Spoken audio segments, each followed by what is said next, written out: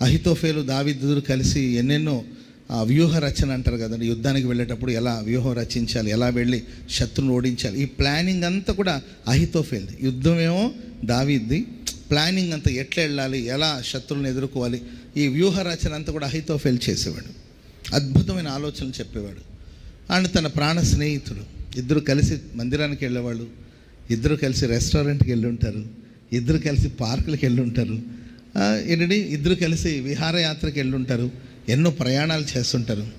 కానీ ప్రియులరా, వంచన, నమ్మించి గొంతుకు వస్తారంటారు కదండి, నమ్మించి మోసం చేసిన వంచనతో కూడిన మనుషులు. ఇంకా చదువుకుంటూ వెళ్తే చాలా విషయాలు ఉంటాయండి. రాత్రి పగలు రోడ్ల మీద తిరుగుతూ ఉన్నారండి, ఏదో కుట్ర చేయాలి అని. ఇలా చెప్పుకుంటూ వెళ్తే ఎన్నో శ్రమలు, ఆపదలు, వంచకులు, మోసం చేసే మనుషులు, ఇలాంటి భయానకమైన పరిస్థితులు. సరే, ఎవరు ఎలా ప్రవర్తించినా ఇంకొక అవకాశం ఇద్దాం, మనుషులే కదా, మారతారులే, ఇప్పుడన్నా తెలుసుకుంటారేమో, రేపు తెలుసుకుంటారేమో, వచ్చే నెల తెలుసుకుంటారేమో, ఈ గుడారాలకు మారుతారేమో, వచ్చే గుడారాలకు మారుతారేమో, కొత్త సంవత్సరానికి ఆరాధనకు మారుతారేమో, ఆగస్టు 15కు మారుతారేమో అని ఎదురు చూసి విసిగిపోయిన సందర్భాలు. మానక అంగడి వీధిలో, నడి బజార్లు, నడి వీధుల్లో వంచన, కపటం స్పష్టంగా కనబడుతుంది. వాళ్ళ కపటము, వాళ్ళ వంచన క్లియర్గా అంగడి వీధిలో అంటే ప్రియులరా, ఇప్పుడు సూపర్ మార్కెట్లో కానీ మెయిన్ రోడ్లో కానీ అడ్వర్టైజ్మెంట్ పెడితే ఎవరు చూడండి, అందరికి స్పష్టంగా కనబడుతుంది.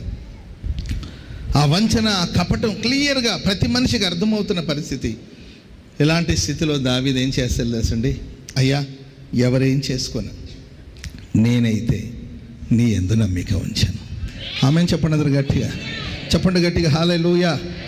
జీవితంలో చాలా సందర్భాల్లో ఇలాంటి మార్గాల గుండా మనం వెళుతున్నప్పుడు మనం అయితే దేవుని మీద విశ్వాసం ఉంచాలి. ఎవరి మీద విశ్వాసం ఉంచాలండి? చెప్పండి, ఎవరి మీద విశ్వాసం ఉంచాలి? దేవుని మీద విశ్వాసం ఉంచాలి, దేవుని మీద నమ్మిక ఉంచాలి. అనండి అందరూ ఒకసారి, నేనైతే నా దేవుని యందు నమ్మిక ఉంచి ఉన్నాను, నేనైతే నా దేవుని యందు విశ్వాసం ఉంచాను. మరి నీ ఇంటి వాళ్ళ సంగతి, వాళ్ళ గురించి నేను ఎలా చెప్పగలుగుతాను? మీ తమ్ముడు గురించి నేను ఎక్కడ చెప్తాను? మీ చెల్లెలు, ఆ చెల్లెల గురించి నేనేం చెప్పగలుగుతాను బాబు? మీ ఫ్రెండ్స్, వాళ్ళ గురించి నేను చెప్పలేదు. కానీ బట్ నేనైతే దేవుని యందు నమ్మిక ఉంచుతాను. నేనైతే అనే టాపిక్ మీద ఒక 2-3 విషయాలు చెప్పి వర్తమానాన్ని ముగిస్తాను. Praise the lord. నేనైతే ఎలా ఉండాలి అనే దాని గురించి మీకు చెప్పి ఆ వర్తమానాన్ని ముగిస్తాను. మొట్టమొదటిగా మనమైతే దేవుని యందు నమ్మిక ఉంచాలి, విశ్వాసం ఉంచాలి. విశ్వాసము అనేది ఎన్నో శ్రేష్టమైన ఆశీర్వాదాన్ని మన కోసం తీసుకొస్తుంది. Praise the lord. చెప్పండి గట్టిగా హల్లెలూయా, హల్లెలూయా. విశ్వాసం మనం కోరిన దాన్ని మనకు తీసుకొస్తుంది. ఆమెను చెప్పండి గట్టిగా.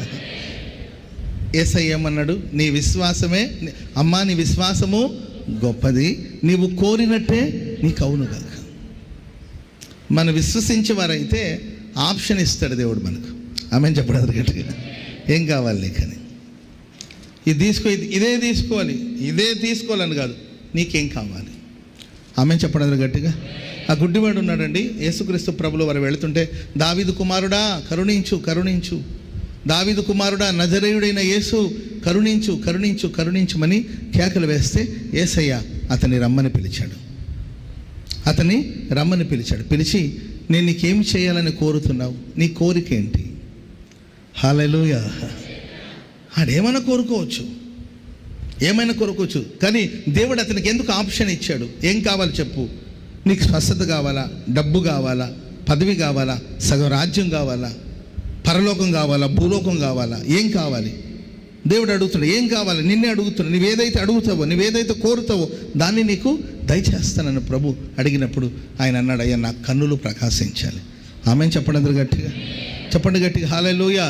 నా కళ్ళు ప్రకాశించాలి, నా కళ్ళు నిన్ను చూడాలి అని అడిగాడు. ఆయన కోరినట్లుగానే దేవుడు అతన్ని స్వస్థపరిచాడు. ఎవరికి ఇస్తాడు ఆప్షను? ఎవరికి ఇస్తాడు అవకాశం? ఎవరు కోరింది వాళ్ళకి లభిస్తుందంటే ఆయన మీద పెట్టుకున్న విశ్వాసం. ఆమెను చెప్పండి గట్టిగా. అన్న ప్రియులరా, తెలుసండి, యేసు ప్రభుకు తెలుసండి ఆ గుడ్డివాడి గురించి. ఎందుకంటే ఆయన దావీదు కుమారుడా నజరేయుడైన యేసు అన్నాడు. ఆయన మెస్సయ్య అనే సంగతి ఆ గుడ్డివాడికి ఆ ప్రత్యక్షత ఉంది. ఒక ప్రకటన ఉంది తనకు. ఎవరిని పడితే వాళ్ళని ఏం కావాలి నీకు అని కోరడు దేవుడు. దేవుడికి తెలుసు, ఆయన హృదయ రహస్యాన్ని ఎరిగిన దేవుడు. ఆమె చెప్పండి గట్టిగా. ఇప్పుడు కానీ మిమ్మల్ని అమ్మా మీ కోరిక ఏంటి చెప్పండి అమ్మా, నీకేం కావాలి తల్లి అని అడిగామనుకోండి, చిట్టాలు రాస్తారు. అర్థమైందండి? దేవుడు తెలుసు ఎవరికి ఆ మెస్సయ్యను గురించిన ప్రత్యక్షత, ఎవరికి ఆయన దేవుడు, ఆయన రక్షకుడు, ఆయన నిత్య జీవము, ఆయన స్వస్థపరిచే దేవుడు, ఆయన ఎవరు సమీపించరాని తేజస్సులో నివసించే దేవుడు,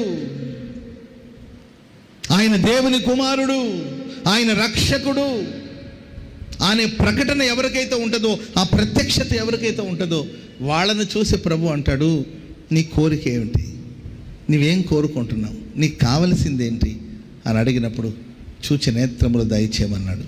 ప్రేమైన వాళ్ళారా, మనం విశ్వసించినప్పుడు మన కోరికను దేవుడు సిద్ధింపచేస్తాడు, మన కోరికల్ని నెరవేరుస్తాడు, ఆశీర్వదిస్తాడు దేవుడు. ప్రైజ్ ది లార్డ్, హల్లెలూయా. ఆ కనాను స్త్రీని గురించి మనం బైబిల్లో చదివితే ప్రియుల దేవుని కార్యాలు మనం చూస్తే ప్రతిదీ క్రమంగా ఉంటుంది. మీరు చూడండి, యేసు ప్రభు చెప్పారు, మీరు యెరూషలేము నుండి వెళ్ళక నా వలన విన్న తండ్రి యొక్క వాగ్దానం కోసం మీరు కనిపెట్టండి. పరిశుద్ధాత్ముడు మీ మీదకి వచ్చినప్పుడు మీరు శక్తిని పొందుకుంటారు. తర్వాత ఏం జరుగుతుంది?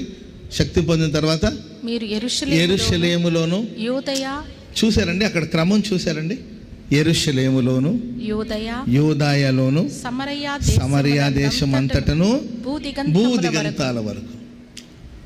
అంటే ఒక క్రమం అక్కడ ఉంది. భూదిగంతాల వరకు, ఆ తర్వాత సమరియా వరకు ఏంటండి అట్లా ప్రభు చెప్పాల. యెరూషలేములోను, యూదాయలోను, సమరియాలోను, భూదిగంతాల వరకు మీరు సాక్షిగా ఉంటారు. ఆమెను చెప్పండి గట్టిగా గట్టిగా. హల్లెలూయా. యేసు ప్రభు యూదుల కోసం వచ్చాడు, అన్ని జనులందరి కోసం కూడా వచ్చాడు. ఆమెను చెప్పండి గట్టిగా. ఆయన యూదుల రాజు. అదే విధంగా ప్రియులరా, మనం ఆరాధించే దేవుడు సర్వలోకానికి చక్రవర్తి. ఆయన యూదులకు ఆయన రాజు. అదే సమయంలో అన్ని జనులందరికీ ఆయన వెలుగై ఉన్నాడు.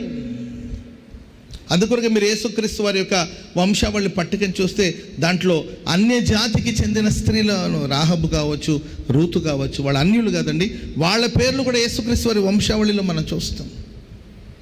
ఆయన యూదులకు దేవుడు, అన్య జనులకు ఆయన దేవుడు. ముందు యూదులకి, ఆ తర్వాత అన్య జనులకి. ఇప్పుడు ఈ కనాను స్త్రీ ఒక అన్యురాలు. అమ్మ ఇంకా నా సమయం రాలేదు, స్తోత్రం చెప్పండి గట్టిగా. ఇంకా నా సమయంలో టైం ఉంది. ఇప్పుడు నేను యూదుల కొరకు వచ్చాను, యూదుల దగ్గర నుండి ఆ తర్వాత రక్షణ మీ వద్దకు వస్తుంది. అది దేవుని ప్రణాళికలో ఉంది. అందుకే యేసయ్య అన్నాడు, పిల్లల రొట్టెని తీసుకెళ్ళి కుక్క పిల్లలకు వేయట న్యాయం కాదు కదా అని ఎందుకు ప్రభు చెప్పాడంటే, ముందు యూదులకి అది పిల్లల రొట్టె, ఆ తర్వాత కుక్క పిల్లలకి. కానీ చూడండి ఆమె విశ్వాసం ఎంత గొప్పదంటే, యేసు ప్రభు మాట్లాడకుండా మౌనంగా వెళ్ళిపోతున్నాడు. శిష్యులేమో, అమ్మ ఎందుకు నీవు డిస్టర్బ్ చేస్తున్నావు, ప్రభుని ఎందుకు డిస్టర్బ్ చేస్తున్నావు అని అంటూ ఉన్నారు. యేసు ప్రభు మౌనంగా వెళ్ళిపోవడం అనేది నిజంగా ఒక రకంగా ఇన్సల్ట్ చేసినట్టే కదండి.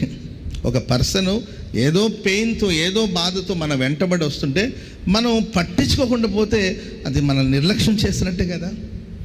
ఆయా సందర్భాల్లో మన జీవితాల్లో దేవుడు మనల్ని ఏమైనా నిర్లక్ష్యం చేస్తున్నాడా? దేవుడు ఎందుకు మౌనం వహిస్తున్నాడు? ప్రశ్న వస్తుందండి విశ్వాసి జీవితంలో. నేను విశ్వాసంతోనే కదా వచ్చాను, నా మనసులో పెయిన్ ఉంది, నా మనసులో బాధ ఉంది, కష్టం ఉంది. కష్టం లేకపోతే నేను రాను కదా. ఏదో నేను ఊరికే సరదాగా రాలేదు కదా దేవుని మందిరానికి, సరదాగా రాలేదు దేవుడి దగ్గరికి. నాలో ఒక పెయిన్ ఉంది, బాధ ఉంది, నా ఇంట్లో ఒక సమస్య ఉంది. చీకటి శక్తులు నా బిడ్డను వెంటాడుతుంది, వేటాడుతుంది, వేధిస్తుంది. పరిష్కారం కోసమే కదా వచ్చాను. కనీసం మాట్లాడుకుంటే కదా ఏదైనా సొల్యూషన్ దొరుకుతుంది. ఏమి మాట్లాడకుండా వెళ్ళిపోతే ఎట్లా అని మనకు అనిపిస్తుంది. ప్రియులరా, ఆయన సమాధానం చెప్పకపోయినా, ప్రైజ్ ది లార్డ్, మొండిగటం. ఆమెను చెప్పండి గట్టిగా. విశ్వాసం మనల్ని మొండోళ్ళలాగా చేస్తుంది, అంతే కదా. ఏంది ఈ తల్లి ఏంటి ఇంత మొండిగా ప్రవర్తిస్తుంది అంటే ఆమె విశ్వాసం అండి. అది సరేలే వదిలేమో అయిపోయింది కదంటే, లేదు నేను పొందుకుంటాను కానీ ఇక్కడ నుండి వెళ్ళను. ఆమె చెప్పండి గట్టిగా.